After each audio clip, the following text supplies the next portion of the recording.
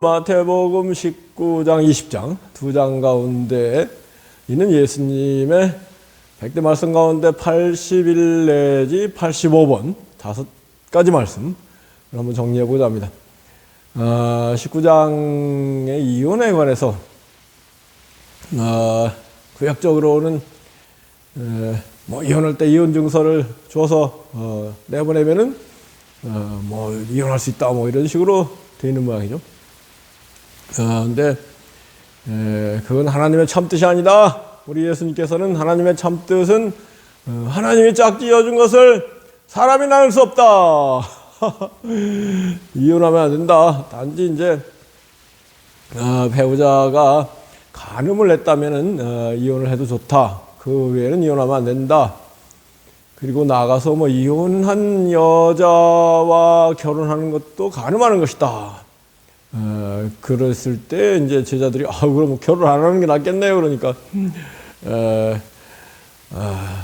결혼 안 하는 사람들이 날 때부터 고자가 된 사람도 있고 환관이나 내시처럼 사람이 만든 고자도 있는데 천국을 위하여 스스로 고자가 된 자가 있다. 들을 만한 사람은 받을 만한 사람은 받을지어다. 그래서 이 19장의 첫째 81번째 말씀은 뭐냐면 천국을 위하여 스스로 고자가 되라. 요새 우리나라 독신들이 싱글들이 많은데 저는 하여튼 꼭 그걸 부정적으로만 생각하고 신세한탄하고 그러거나 또 그 사람들에 대해서 또 부정적으로 보고 이거 장가도 못 가고 시집도 못 가네 이럴 건 아니라 생각합니다. 그런 분들이 우리 주님의 가르침에 따라서 천국을 위하여 산다면 가장 천국을 잘 위할 수 있다. 그렇기 때문에 가톨릭에서 신부나 수녀님들이 결혼을 안 하는 거 아니겠습니까? 그리고 오소독스에서도 결혼 안 한 사람이 신부가 되는 것이 사제가 되는 것이 원칙이고, 근데 오소독스에서는 결혼해도 사제는 될 수 있다. 그런데 주교급은 될 수 없고 사제가 그 상처를 하게 되면 다시 결혼하면 안 된다. 이렇게 돼 있더라고요. 하여튼 사도 바울도 고린도전서 9장 이런 부분에서 결혼하면은 어떻게 하면 배우자를 행복하게 해줄 것인가 마음이 나누게 된다. 결혼 안 한 사람들은 오직 한 마음 일편단심으로 하나님을 기쁘게 해드리기 위해서 하는 것이니까 그게 더 좋은 쪽이다. 그래서 우리 주님도 결혼 안 하셨고 사도 바울도 결혼하지 않았지 않습니까? 그러니까 이 원칙적으로 주님의 나라 천국을 위하여 살 때에 결혼을 안 하는 것이 더 바람직하다. 그리고 천국을 더 생생히 체험할 수 있고 천국을 더 성실하게 확장하는 일을 감당할 천국의 대사의 사명을 잘 감당할 수 있다. 그런 얘기를 해야 되겠죠. 그리고 나서 이제 어느 부자 청년이 예수님께 나와서 어떻게 영생을 얻지요? 그러니까 계명을 지켜라. 그리고 십계명을 지켜라. 계명을 지켜야 영생을 얻는다. 그런 말씀도 있어요. 그러니까 주님의 계명을 완전히 무시하고 이렇게 주님 말씀을 하나님 말씀 완전히 무시하고 최소한 십계명을 지켜야 된다. 그래서 이 부자 청년 다 했는데 그러니까 주님께서 너가 완전하고자 하면은 가진 것을 다 팔아 가난한 자들에게 주고 나를 따르라. 그러면 하늘에서 내게 보화가 있으리라. 이 말씀을 82번째 말씀 온전하고자 할진대 가진 것을 팔아 다 팔아 가난한 자들에 주고 그리고 나를 따르라. 그러면 하늘에서 내게 보화가 있으리라.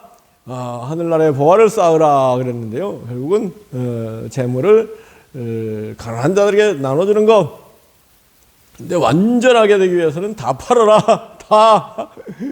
그런데 요즘 하여튼 물질 만능 시대 이런 시대에 참 쉽지 않은 가르침인데 하여튼 신부나 수녀 수사가 되기 위해서는 일단 뭐 재물 다 포기하고 그 하는 거니까 저는 굉장히 긍정적으로 봅니다.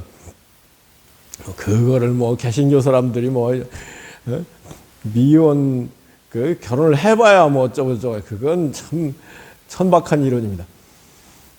그리고 나서 부자 청년이 갔잖아요. 근심하고 돈이 많아서 부자라 갔다고 그랬을 때 주님께서 놀라운 말씀하세요. 제자들한테 야 부자가 천국에 들어가기는 낙대가 바늘기에 들어가는 것보다 힘들다. 깜짝 놀랄 말씀이. 그 이혼 문제에 관해서도 지금 그 뭐 이혼이 여기저기서 횡행하는 그런 시대, 뭐 다 황금 만능 시대 이런 시대에 주님의 이런 말씀이 어느 정도 설득력 있느냐? 진리는 진리인데 사람들을 설득할 수 있느냐? 막 그 이혼해버리고 뭐 또 뭐 그 부자 되기 위해서 막 그 수단 방법을 안 가리는 그런 시대인데 이런 말씀이 과연 현대 21세기를 살아가는 우리에게 어떤 의미가 있느냐?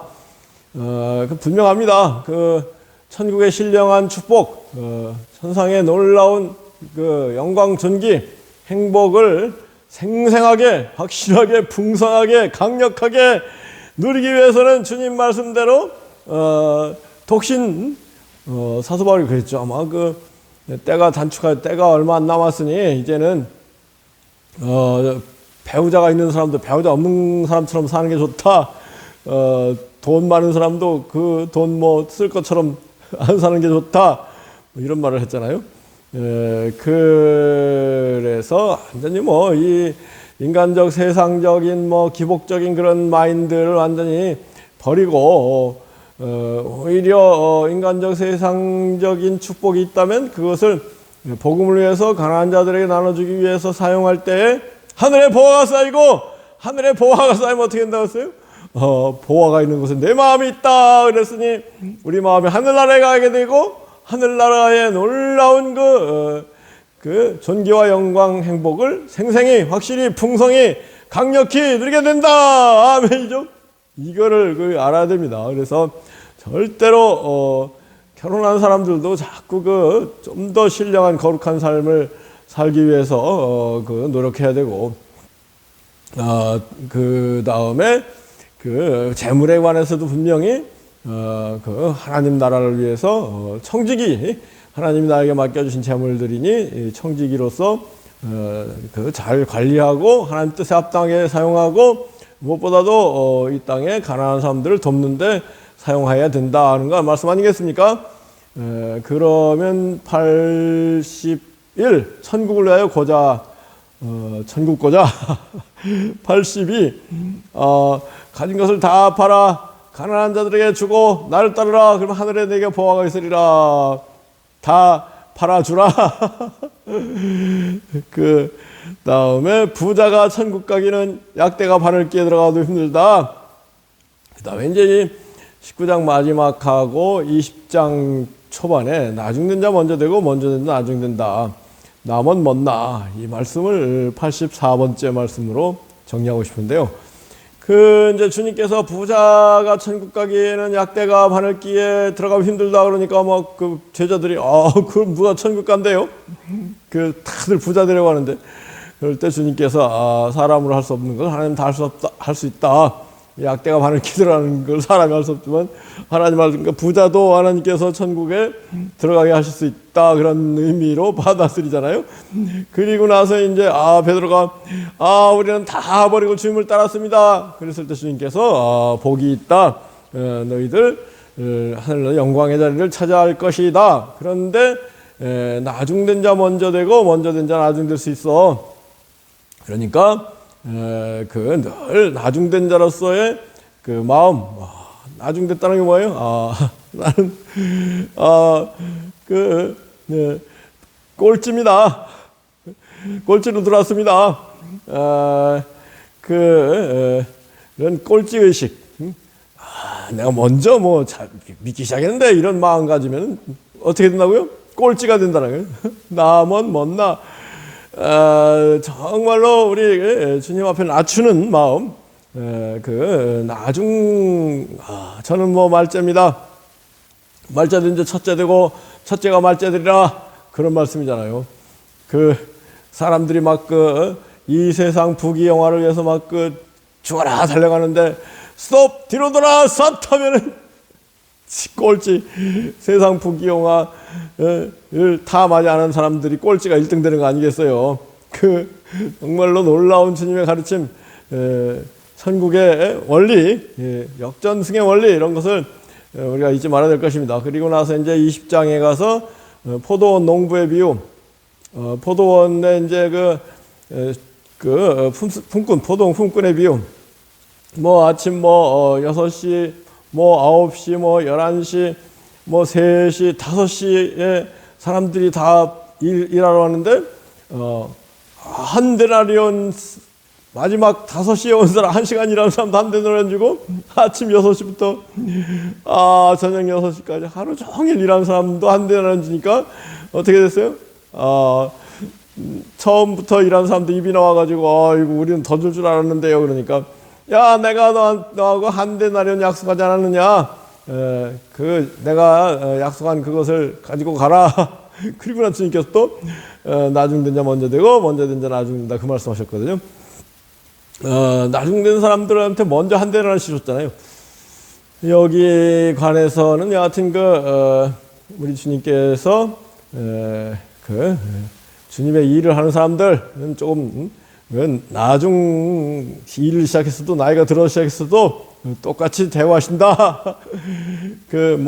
모태신앙 가지고 젊을 때부터 사역한 사람들이나, 나이 들어서 사역을 시작한 사람이나, 주님께서 필요한 걸 다 공급하신다. 데나리온이라는 건 하루 식구가 살 수 있는 품삯을 얘기하는 거거든요. 한 10만 원, 20만 원 그런 걸 얘기하는 거기 때문에, 그게 천국의 상, 천국의 상은 데나리온, 이 마태복음은 데나리온에 관한 얘기는 이런 부분에 사용하고, 천국의 상에 관한 달란트, 한 달란트가 막 20억인가요? 하여튼 어마어마한 만 달란트면 20조인가요? 하여튼 그렇습니다. 하여튼 큰 돈이다. 한 상에 관한 큰 돈이다. 그런 우리가 뭔가 의식이 좀 있어야 됩니다. 그리고 나서 이제 주님께서 이제 예루살렘에 올라가셔서 이제 고난 순환을 받으시려고 하는 마당인데, 제자들이 올라가는 길에 누가 큰가 막 이런 서로 얘기를 할 때 다툼이 났다고요. 네가 크다 내가 크다 그랬을 때 주님께서 돌아보시고, 야, 크서무종, 너희 중에 크고자 하는 사람은 섬기는 자가 되고 으뜸이 되고자 하는 사람은 종이 되어야 하리라. 크서무종을 85번째 말씀으로, 그리고 나서 이제 크서무종 이 부분에서 주님께서 하신 말씀 함께 기억할 말씀은, 인자는 섬김을 받으려 온 것이 아니고 섬기려 하고, 인자의 목숨을 많은 사람의 대속물로 들여왔다. 우리 만왕의 왕이신 메시아 그리스도 구세주 오셔서 제자들의 발을 씻고 섬기는 삶을 살았다. 그리고 가장 큰 섬김, 가장 큰 희생, 십자가를 희생하셨으니, 그러므로 하나님이 예수님을 가장 높이셨다. 빌립보서 2장 말씀이잖아요. 여하튼 이 땅에 살면서 바짝 낮춰야 돼요. 그리고 섬기는 사람이 돼야 되고, 종의 의식을 갖고 자꾸 이렇게 저렇게 부지런히 잘 주님의 나라를 위해서, 교회를 위해서 수고하고 헌신하는 사람들이 참으로 천국에서 큰 자가 되고 존귀와 영광을 누리게 될 줄 믿습니다. 크서무종, 사자성어 크서무종. 예수님이 아니시면 할 수 없는 말씀 중에 하나가 크서무종 아닐까요? 제가 유불선 히랍 철학 이런 걸 보더라도 크서무종이라고 한 사람은 없어요. 본질적으로 천국에서 으뜸이 되고 큰 행복과 존귀, 영광을 누릴 사람은 누구예요?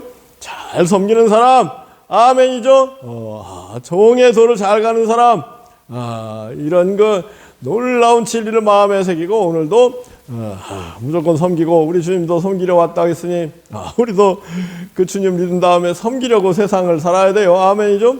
어디 가서 대접받으려 하지 말고 무조건 섬기려는 그런 그 삶을 사는 가운데 주님께서 참으로 우리를 높여주시는 놀라운 축복이 우리 모두 임하기를 예수 그리스도로 축복하고 기도합니다. 아멘. 아멘.